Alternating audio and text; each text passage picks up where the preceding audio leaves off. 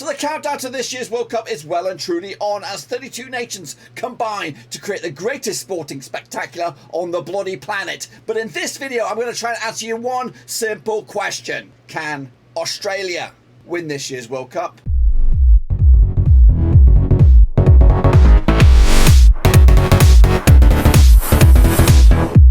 That's right, folks, back once again with another World Cup summary video. That's right, where we're going to try and answer one simple question. Can this nation actually go out and win the World Cup out in Qatar? We'll take a look at it, all of it, in a second. Of course, if you're new, where you been, smash your subscribe button, bang it, all things World Cup related, Blabbing Rovers related, world football itself related. We got it all here, boys, under one roof. Of course, the countdown is well and truly on, with the tournament set to kick off in November 2022, of course. But what's going to happen this coming World Cup? We'll take a look at all of it in a second. Of course, big shout out to my VIPs. They are the patrons, of course. And if you are interested in helping out the channel in another way, check out the links down below. I'm on Twitter, I'm on Twitch, I'm on Patreon, and of course there's a Discord in there. So get in amongst it and let's get chatting. Struth, stick another shrimp on the barbie. It's the Socceroos, boys and girls. They're back at another World Cup, and what a journey it's been for them so far. Of course, let's talk about it in a little bit of detail now. Of course, it's the Socceroos. They, of course, they qualified via the AFC CONMEBOL playoff. We'll elaborate on that, of course, in a minute. And they secured the deal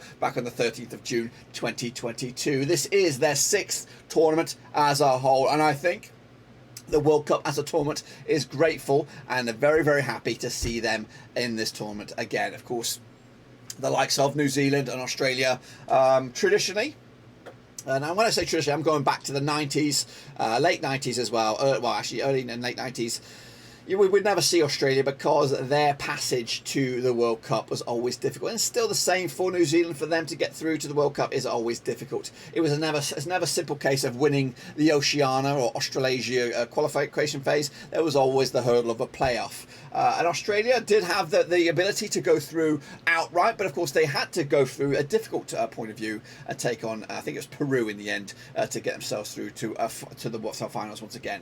But for me, you cannot knock the camaraderie of Australia. You cannot knock the fans, the Socceroos themselves. They, of course, will make for a lively tournament, none the same, despite their chances in their group and, of course, the tournament as a whole. So let's take a look at, of course, they were last there in Russia, 2018, so happy days for them. 5 in a row for them now. And, of course, hopefully that can continue into USA, Canada and Mexico in 2026. The best ever was back in around the 16 in the year 2006, of course, and we're happy to see them there. But, of course, can they repeat that this time around? The manager will be Graham Arnold, of course, pulling the rings. And the key man for me, might be a surprise for most, but I'm going with Aaron Mooy. I've been a long-time admirer for Aaron Mooy, and I was hopeful, very, very hopeful that he could return to the English game and maybe to Blabbing Rovers. But, of course, that wasn't to be the case. He went over and joined Celtic, and, of course, a major coup it was. So let's take a look at the journey then. Of course, down the foot of the graphic there, of course, Australia qualified for the 3rd round of the Asian section here by coming out on top over Chinese Taipei, Nepal, Jordan and Kuwait. They came through with a clean record. As you can see, played 8 and won 8 and just 2 goals conceded. Then there was the difficult encounter in the 3rd round of qualifying, where they were paired up against Vietnam, China, Oman, and of course Japan and Saudi Arabia, who both came through on top of the World Cup qualifying phase, none the same. So they went through automatically, and of course Australia went to the 4th round as of course one of the 3rd teams, both in groups A and B, or 1 and 2, whatever they call it. Of course, and then they took on Peru, and what an encounter it was as well. 0-0 after extra time, and it went to penalties, and the matey boy, the goalkeeper, I can't remember his name, but an absolute character, goatee and all, saved the day. The crucial penalty that sent Australia through to a fantastic World Cup at the expense of a Peru side who ain't no slouches, guys. Of course, this is how they, of course, are in the World Cup. They are in Group D alongside France, alongside Denmark, and alongside Tunisia, of course. And they'll kick off their tournament against the world champions France, of course, over in Qatar 2022. The key match for me, though, is Tunisia. Of course, they'll take on Tunisia in their 2nd game, of course. Why is that the key match? Well, I'll tell you right here, right now. Of course, the France game, they're expected to lose that. They are the world champions. They're expected to win this group quite convincingly. So it's a free hit for them.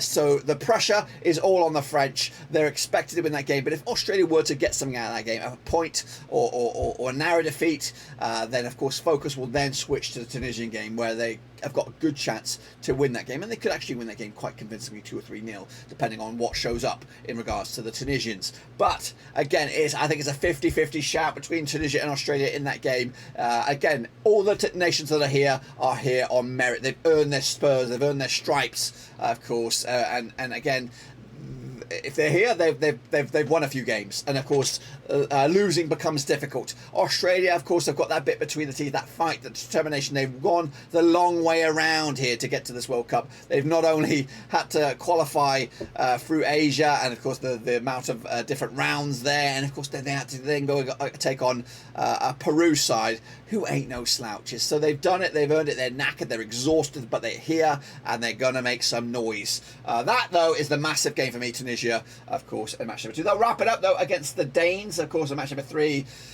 And again, let's create a scenario here. You pick a point off of France, and of course you win against Tunisia. That's 4 points. You're going to park the bloody bus against the Danes, or you're going to try and slow that game down and just get that all-important 5th point. And I think 5 points gets you there. 4 points puts you in the bracket of contenders, of course, and that's all you got to do. And again, there is no expectation here that Australia will go on into the knockout stages. They are up against 2 decent other nations. No disrespect to Tunisia, but France and Denmark are expected to go through here with Australia making up the difference. They are a contender for runners-up spot, but they do need to get themselves some early points. When I say early, definitely against Tunisia. So the odds for them to qualify 9-4, of course. If you look back at the previous videos for France, Denmark, and of course maybe even Tunisia, you'll see how comparable those odds are. The odds to win the Pacific thing, 250-1, of course. And I think I'm ready for you, Linda.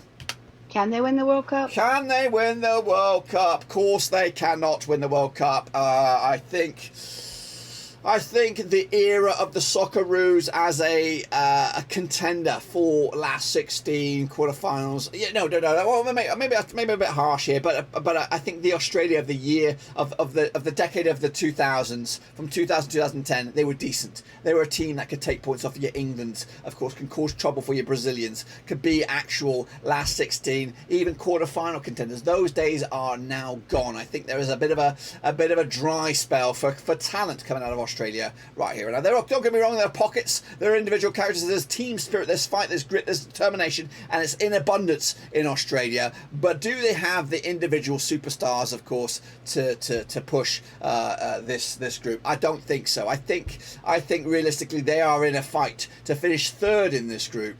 But don't get me wrong, that fight, that determination, the spirit, the team spirit that got them there to this World Cup is still there. Those players, those individuals will still be there, and they'll be fighting tooth and nail each and every one of these games to make it into that last 16. They've got the ability to get to last 16, but heck no, they've got no place in that final 8, to be honest. I'm going to be brutally honest with you, I don't think so. And will they win the World Cup? Of course they will not win the World Cup.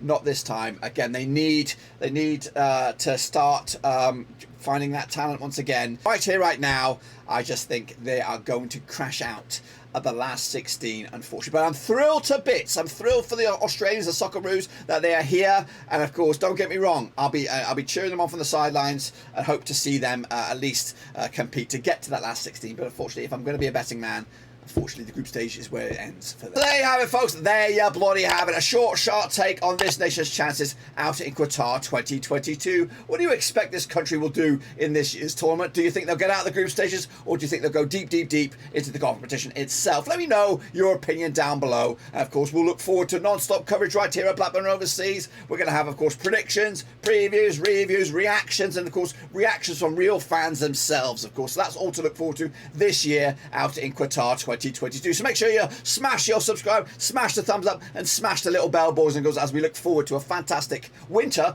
or at least late 2022 of world football. Let me know your thoughts and opinions again about this nation, and of course the tournament itself, in the comment section. But until then, guys and girls, I'll see you soon for the next one.